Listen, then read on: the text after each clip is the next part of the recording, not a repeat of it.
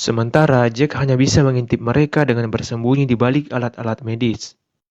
Keesokan harinya, ketika Jack dan Dave sedang berada di halaman, mereka berdua sedang membicarakan soal rencana Jack untuk kabur dari rumah sakit itu, sambil melaporkan perbuatan mereka ke polisi karena telah menjadikan pasien-pasiennya sebagai tikus percobaan. Secara tiba-tiba, mereka didekati oleh pasien-pasien lain yang sedang dalam pengaruh zat orpium juga. Seseorang membawakannya seekor kucing oranye dan mengatakan ingin memperlihatkan sesuatu kepada Jack. Orang itu lalu mencopot kepala meong yang dipegangnya dan darah pun bercucuran. Kemudian yang lain berkumpul dan menikmati darah kucing tersebut. Orang yang mencopot kepala kucing tadi tiba-tiba menyerang Jack dan hendak menggigit wajahnya. Dalam keadaan panik, Dave lalu menggedor pintu dan meminta pertolongan kepada petugas. Untungnya Charles dan Nancy segera datang menyelamatkan Jack. Keesokan paginya, Jack tak menemukan adiknya. Ia lalu bertanya kepada Nancy. Tapi, Nancy memberikan jawaban lain. Dengan kesal, Jack menendang meja di dekatnya dan kembali menanyakan di mana adiknya. Dr. Henderson mendekatinya dan memberitahu Jack bahwa adiknya sedang berada di lab Dr. Giannetti. Mendengar hal itu, Jack lalu menunjuk lampu ruangan yang menandakan Dr. Giannetti sedang menyetrum adiknya dan melakukan tindakan berbahaya dengan menjadikan pasien-pasiennya sebagai tikus percobaan orpium.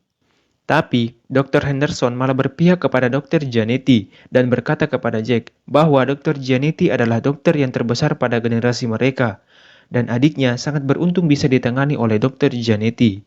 Dari bola mata Dr. Henderson, kita bisa melihat, sepertinya dia juga sudah terinfeksi oleh orpium karena gigitan Loomis. Mereka terus berdebat hingga membuat Dr. Henderson marah dan akan membawa Jack ke lab Dr. Giannetti juga. Untungnya Nancy berhasil menenangkan Dr. Henderson dan membawa Jack kembali ke kamarnya. Jack lalu dikuncikan di kamarnya. Tak lama kemudian Dave datang dan Jack mengira itu adalah petugas medis yang akan membawanya ke lab Dr. Giannetti. Di saat yang bersamaan, Vera juga mengantarkan makan siang untuk Loomis. Vera mencoba membangunkan Loomis dengan tongkat besi miliknya. Tapi secara tidak sengaja ia menjatuhkan tongkatnya. Vera kemudian mencoba meraihnya dengan tangannya. Tiba-tiba Loomis menangkapnya dan mematahkan tangan Vera lalu memakannya. Sementara Lily yang terbaring terikat di tempat pembaringan hanya bisa memberontak melihat kebuasan Loomis. Jujur di scene ini membuat saya benar-benar jijik dan mau muntah guys. Tak lama kemudian Dr. Giannetti datang dan dengan santai memindahkan Vera yang kesakitan. Scene beralih ke Jack dan Dave yang sedang menuju ke lab Dr. Giannetti. Setelah mengambil tongkat kejut milik Charles, lalu mereka memasuki area maksimum. Tapi sebelumnya mereka terpantau oleh Dr. Giannetti dari kamera CCTV. Dr. Giannetti segera menghubungi Charles agar mengamankan mereka. Tapi rupanya Charles sedang tertidur pulas karena salah mengkonsumsi obat. Dave mengganti suplemen Charles dengan obat tidur.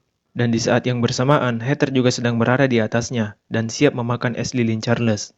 Karena tidak mendapatkan jawaban dari Charles, Dr. Giannetti dengan gregetnya menyetrumkan tongkat kejut ke sebuah panel sehingga sistem listrik area maksimum korslet. Hal itu mengakibatkan pintu menjadi macet dan pintu kamar pasien terbuka semua. Mayoritas dari mereka sudah terinfeksi orpium. Akhirnya mereka menyerang Jack dan Dave. Untungnya mereka berhasil selamat. Mereka pun sampai di lab Dr. Giannetti, sementara pasien-pasien tadi masih mengejar mereka. Jack melepaskan ikatan Lily, mereka lalu berpelukan dengan perasaan haru. Di sisi lain, Vera yang sedang terbaring kesakitan didatangi oleh Dr. Henderson. Dr. Henderson lalu membuka perban di lengan Vera dan setelah itu ia memakan lengan Vera yang sedang terluka itu dengan nikmatnya. Sementara mereka bertiga sedang berusaha mencari jalan keluar dari rumah sakit itu. Mereka lalu melewati area maksimum tadi dan mereka pun heran mengapa tiba-tiba tempat itu kosong. Sesuatu tak terduga muncul. Ternyata para zombie-zombie itu bersembunyi di plafon untuk menjebak mereka bertiga dan beberapa di antara mereka masuk mengepung. Jack sedang berusaha membobol pintu yang macet tadi, sedangkan Lily dan Dave bertugas menghajar para zombie-zombie itu. Salah satu di antara mereka yang terluka pun menjadi santapan teman-temannya. Hingga ketika Lily asik menghajar zombie-zombie yang lain, di antara mereka ada yang berhasil menarik kaki Lily sampai terpeleset, dan Lily hampir menjadi santapan zombie-zombie itu. Beruntungnya, Dave cepat menyelamatkannya. Mereka kini melewati kamar pasien psikiater. Jack mencoba mengecek keadaan Charles, dan setelah ia membuka pintu kamar Charles, ia memergoki Heather sedang memakan titik Charles, sementara Charles sudah dalam keadaan tak bernyawa. Dengan kegirangan, Heather mengajak Jack untuk melakukan adegan penggenjotan, dan tanpa bernafsu sedikit pun, Jack segera berlari dari kamar itu.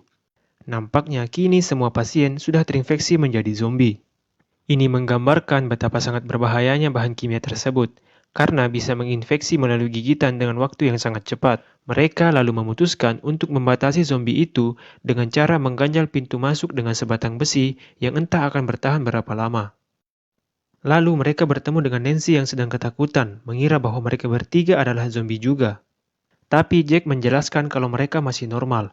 Jack lalu mengajak Nancy ikut bersama mereka. Mereka kebingungan untuk mencari jalan keluar dari rumah sakit itu yang memang dirancang seperti rumah tahanan dan sulit untuk mencari jalan keluar. Akhirnya mereka memutuskan pergi ke dapur mengambil pisau sebagai senjata untuk melawan zombie. Dan tak lama kemudian, zombie-zombie itu datang menyerang mereka. Setelah berhasil lolos, mereka lalu mencari Vera, asisten Dr. Genetti, karena hanya Vera yang mengetahui jalan keluar. Belum sempat sampai di kamar Vera, mereka tiba-tiba bertemu dengan Dr. Henderson yang sedang berada di ruangannya dengan kondisi mulut dan bajunya yang berlumuran darah. Ia sangat marah melihat Nancy membantu mereka bertiga untuk kabur. Dr. Henderson lalu mendekati mereka dan menceramahi Nancy yang katanya tidak profesional. Pada scene ini saya sangat terngakak. Kok bisa-bisanya ya dia masih sempat ceramah, sementara mulut dan bajunya bersimbah darah. Nancy lalu menikam perut Dr. Henderson dengan pisau di tangannya. Lalu mereka menuju ke ruangan Dr. Giannetti untuk mengambil pistol. Jack membuka laci meja Dr. Giannetti. Ia menemukan sebuah pistol dan surat yang ia tulis sewaktu sebelum masuk ke rumah sakit itu. Ia sangat kesal dengan kebohongan Dr. Giannetti yang mengganti suratnya dengan lembaran kosong, karena Dr. Giannetti tak mau membiarkan Jack keluar dari tempat itu. Mereka lalu melanjutkan perjalanan ke ruangan Vera. Di sana Vera sedang terbaring tak berdaya. Vera kemudian memberitahu mereka kalau jalan keluar ada pada sebuah pintu rahasia di laboratorium Dr. Giannetti. Vera juga meminta agar mereka membunuh Dr. Giannetti untuknya. Saat mereka akan pergi, Vera ingin ia disuntik mati agar tak menjadi zombie juga, dan Nancy pun memenuhi permintaannya. Lalu mereka pergi melewati lorong kamar yang gelap. Saat mereka merasa terjebak, Nancy membuka sebuah kamar dan ia menemukan seorang petugas yang sudah menjadi zombie juga, sedang menyantap mangsanya. Zombie itu lalu berbalik dan menyerang leher Nancy, dan Nancy pun mati. Lalu si zombie ingin menyerang Jack juga, untungnya Jack cepat menembaknya. Mereka pun akhirnya menemukan jalan menuju lab Dr. Giannetti, yang mana itu adalah cerobong boiler. Setelah sampai di lab Dr. Giannetti, Jack dan Lily berusaha menyingkirkan barang-barang untuk membuka pintu rahasia yang dimaksud. Dengan perasaan senang, Dave berkata bahwa ia seperti tak percaya akan benar-benar meninggalkan tempat itu. Tapi tiba-tiba Dr. Giannetti muncul dan menjambak rambut Dave dari belakang. Ia mengatakan agar Dave jangan bergerak dan akan memberikan prosedur yang sangat halus kepadanya. Kemudian Dr. Giannetti memasukkan jarum suntik yang kira-kira panjangnya seperti jari telunjuk itu tepat di pinggiran mata kanan Dave dan menyuntikkan orpium itu ke otak Dave. Kebayang gak tuh guys rasanya kayak mana? Kemudian Dr. Giannetti menyasar Jack. Jack berusaha melawan tapi karena Dr. Giannetti lebih kuat, Jack pun kewalahan dibuatnya.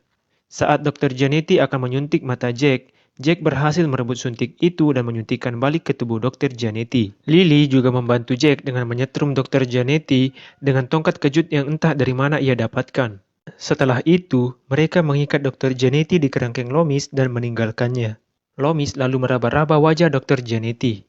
Dr. Giannetti merayu Loomis agar tak menyakitinya. Tapi sepertinya Loomis tak peduli.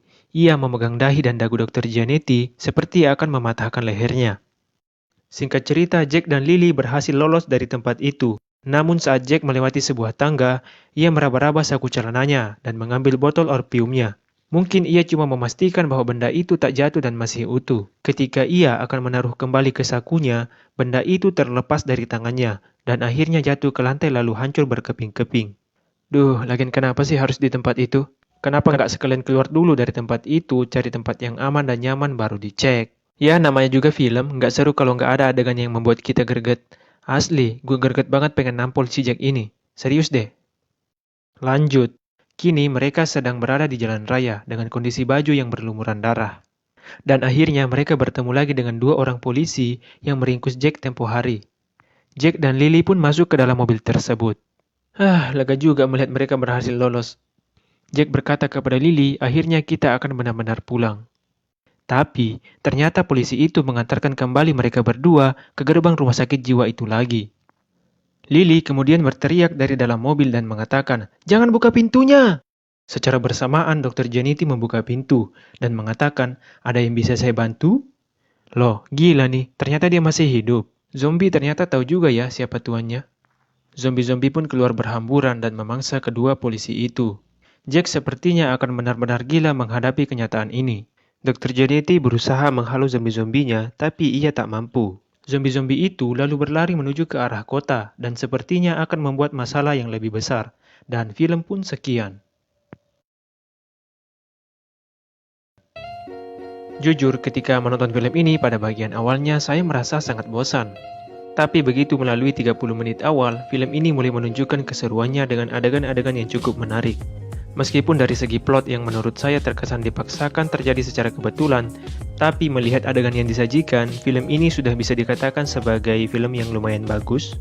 Dan sebagai pelajaran yang mungkin bisa kita petik dari film ini, yaitu jangan pernah membahayakan keselamatan orang lain demi memuaskan hasrat pribadi kita. Sebab terkadang seseorang